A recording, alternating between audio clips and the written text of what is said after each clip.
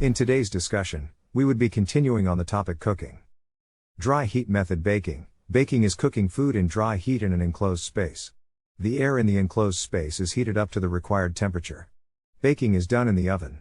Example, bread, biscuits, cakes, pastries, pudding, etc. Grilling. Grilling is cooking food over, under, or in front of a smokeless fire. Grilling can be done beneath the glowing reflector of a gas or electric grill. Examples of grilled foods are thin slices of meat, sausage, bacon, chicken parts, etc.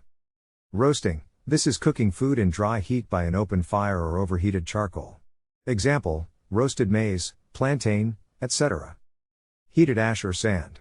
Example, roasted yam, groundnut, potatoes, etc.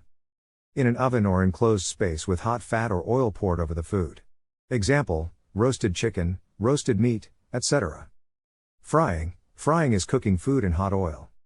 Types of frying. French/deep frying. Shallow fat frying. Dry fat frying. Sautéing fat frying.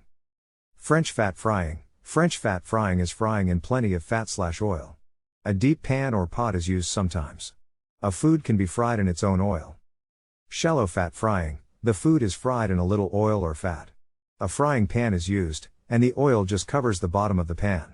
Foods cooked by this method are pancakes, eggs, meat, etc. Dry fat frying. Dry fat frying is used for food that already contains plenty of fat. The fat melts and runs out of the food. Example, bacon, sausages, and other fatty foods. Sautéing. Sautéing is tossing food lightly in a small amount of fat or oil. Example, some vegetables. Rules for deep fat frying. Use a deep fryer.